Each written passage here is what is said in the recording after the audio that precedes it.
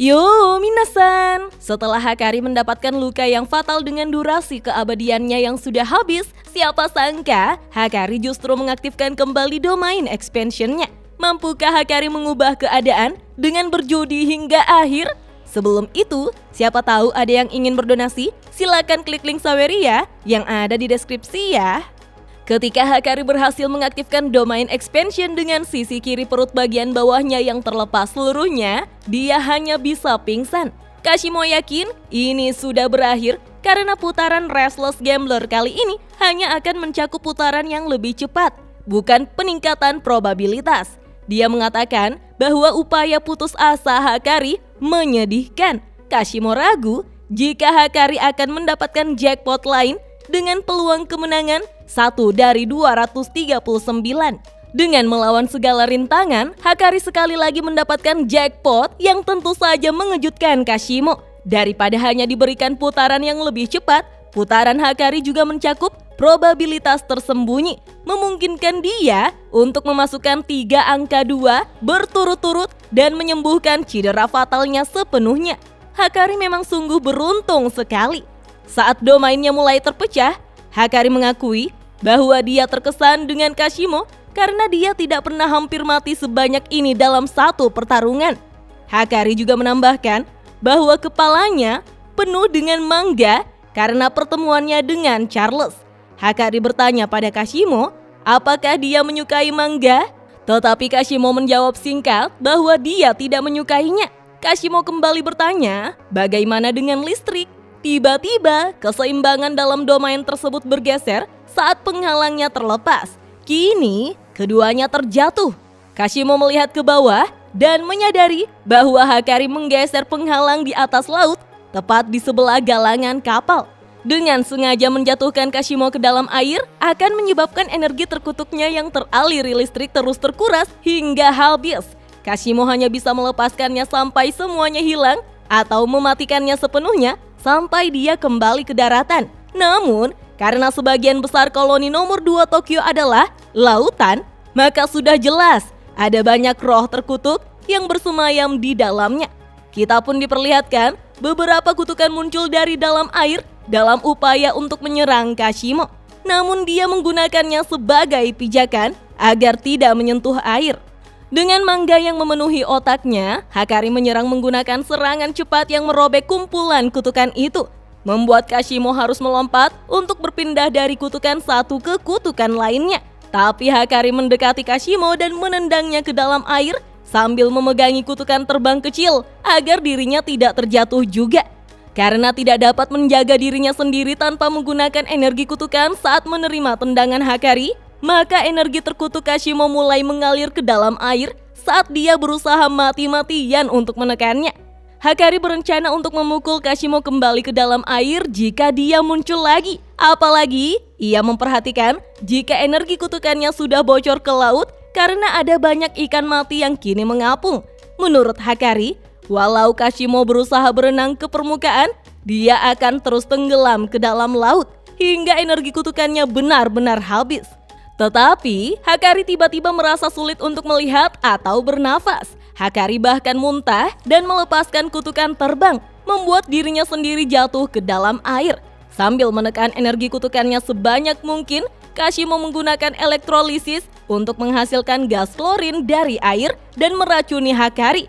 Yah, gas klorin adalah racun mematikan pertama yang dipakai manusia sebagai senjata. Kashimo tahu dia bisa membunuh pengguna teknik kutukan pembalik dengan satu pukulan di kepala atau dengan racun.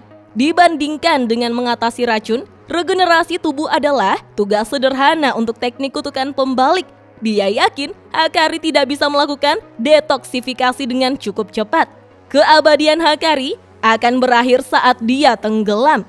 Meski begitu, Kashimo mengakui pada dirinya sendiri bahwa pertarungan ini menyenangkan, menunjukkan rasa hormatnya kepada Hakari sebagai lawannya.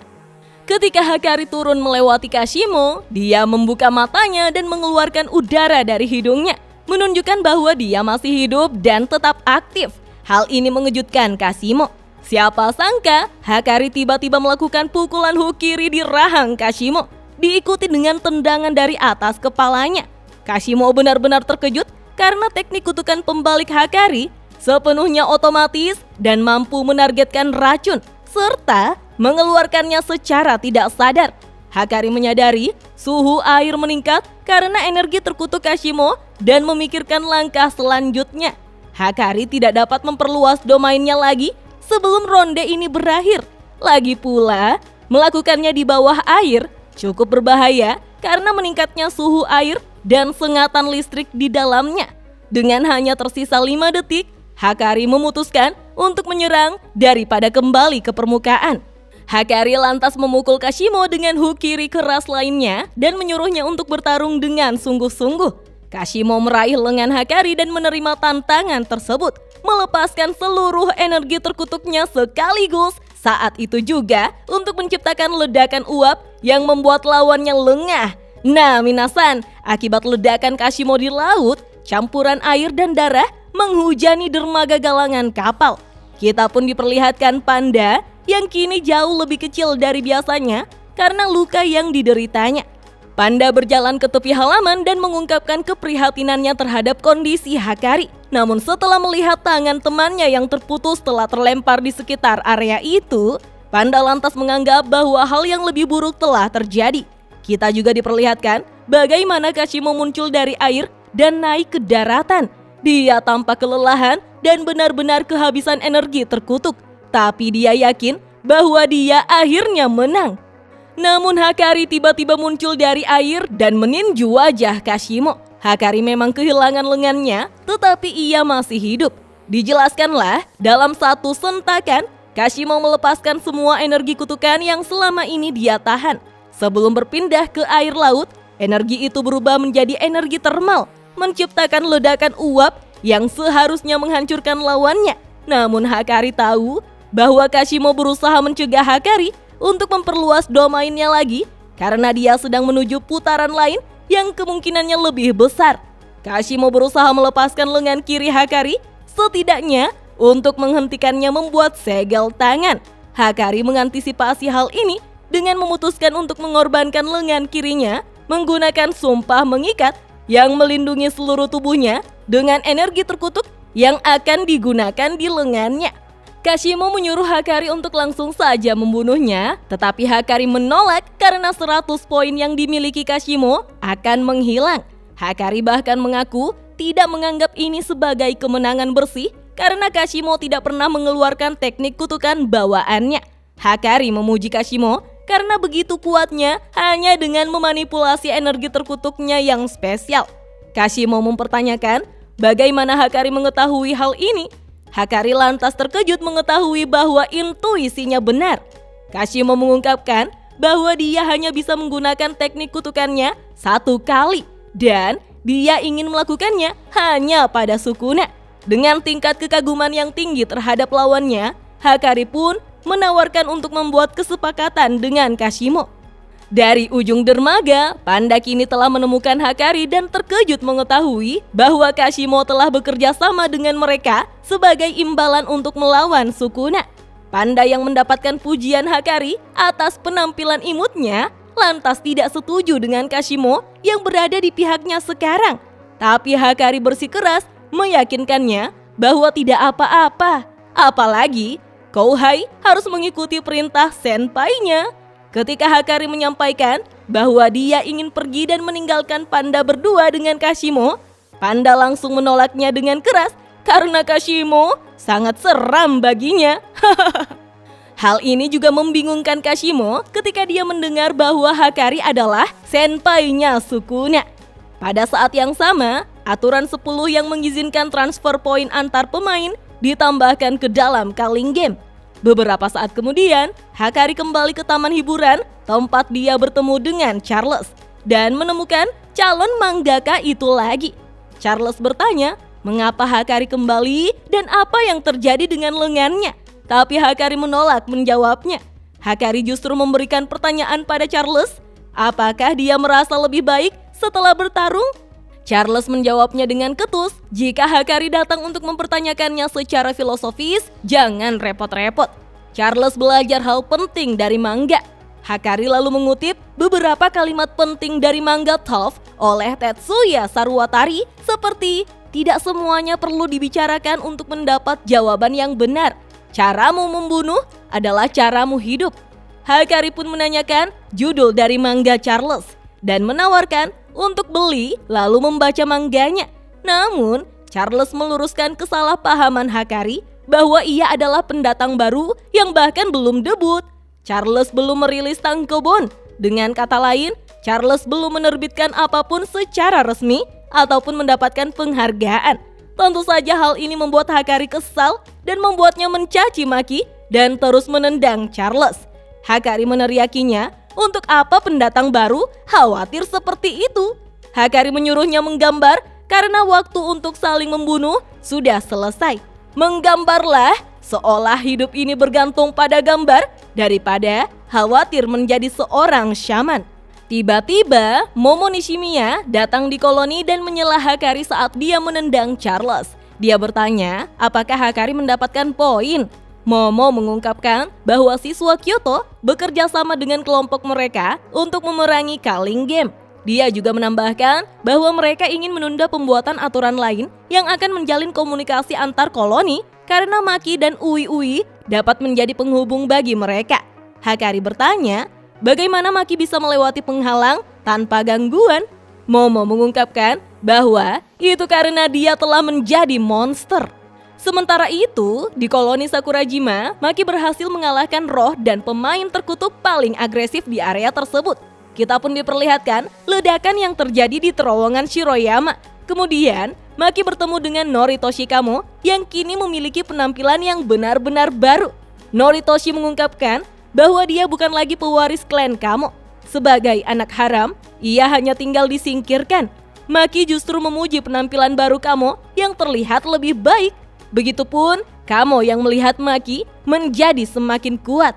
Noritoshi menjelaskan saat ini kebanyakan shaman dan kutukan berbahaya sedang diurus. Kamo lalu meminta Maki bertemu dengan Ui-Ui setelah dia meninggalkan koloni Sakurajima. Maki pun mengatakan bahwa kakak beradik Mei-Mei dan Ui-Ui pernah terlibat dengan masalah pribadinya. Mereka terkenal licik. Apakah kamu yakin tidak apa-apa? Menurut kamu, mereka akan menganggapnya sebagai pemberagaman resiko dan melakukan investasi di awal. Maki tidak mengerti apa yang kamu bicarakan, namun percakapan mereka terganggu oleh kedatangan roh terkutuk misterius yang memasuki koloni dan mengabaikan permintaan Kogane untuk menjadi pemain. Pada tanggal 3 November pukul 11 malam di rumah utama Kamo di Kyoto, Noritoshi berusaha menghubungi Yoshinobu Gakuganji serta klan besar lainnya. Saat kembali ke rumah untuk pertama kalinya sejak insiden Shibuya, Noritoshi menemukan bahwa tidak ada seorang pun di rumah dan seorang pelayan tua bernama Shino tidak lagi mengenalinya. Shino menanyakan bagaimana cara Noritoshi bisa masuk ke dalam. Shino menyebut Kurokichi sebagai kapten skuad pertahanan yang perisainya tidak lagi efektif seperti saringan. Noritoshi memperdebatkan bahwa kapten skuad pertahanan adalah Heishichi. Ia bahkan protes, jangan bilang Shino sudah lupa wajahnya sebagai penerus pemimpin klan. Shino menjawab, ia memang pikun, tapi ia tidak mungkin salah mengenali wajah pemimpin klan. Baginya, sosok Noritoshi yang ada di hadapannya sama sekali tidak mirip dengan Noritoshi sama. Dan hal itu membuat Noritoshi tersadar. Dia pun masuk lebih dalam ke dalam rumah dan menemukan Kenjaku yang sedang bersantai-santai di kamar tidur utama. Kenjaku menjelaskan bahwa Shino sudah dimanipulasi untuk percaya bahwa dia hidup di dunia 150 tahun yang lalu. Kenjaku mengatakan kepada Noritoshi untuk tidak mempedulikannya. Kenjaku mengatakan bahwa Noritoshi terlambat dari perkiraannya karena Metro Tokyo sedang tidak beroperasi. Noritoshi percaya faksi konservatif telah dikompromikan karena Kenjaku. Noritoshi Kamo yang asli memiliki koneksi ke klan Kamo. Namun, ada perintah untuk mengeksekusi Geto Suguru, artinya ada kelompok konservatif yang tidak korupsi. Noritoshi mempercayai Gakuganji dan ingin memohon padanya agar bekerja sama dengan atasan untuk mencabut pemberitahuan karena memberlakukan pelepasan segel Gojo Satoru sebagai tindakan kriminal. Rupanya, Kenjaku telah meramalkan semua ini dan telah menyingkirkan partai-partai konservatif yang memerintahkan eksekusi Geto dan Yuji.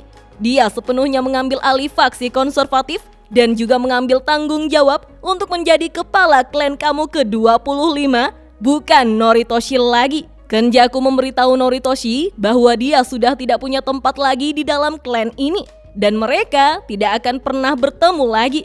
Noritoshi menganggap ini sebagai ancaman dan mengaktifkan Flowing Red Scale miliknya. Namun, Kenjaku tidak bermaksud memprovokasinya dan malah menertawakannya. Kenjaku tidak menganggap Noritoshi sebagai ancaman. Ia tidak akan membunuhnya karena meskipun Noritoshi hidup, tidak ada yang bisa ia perbuat. Kenjaku juga tidak mau mengotori ruangan itu, jadi dia menyuruhnya untuk segera pergi. Saat ini, pada tanggal 12 November, Noritoshi dan Maki memperhatikan roh terkutuk besar yang baru saja memasuki koloni Sakurajima. Kutukan itu memiliki kehadiran yang aneh, membuat Noritoshi dan Maki tidak nyaman dengan apa yang sebenarnya terjadi. Kutukan itu mengenali Maki dan terbang ke arahnya dengan kecepatan tinggi. Ia bergerak sangat cepat sehingga menembus penghalang suara, menghancurkan banyak jendela, dan menabrak beberapa bangunan.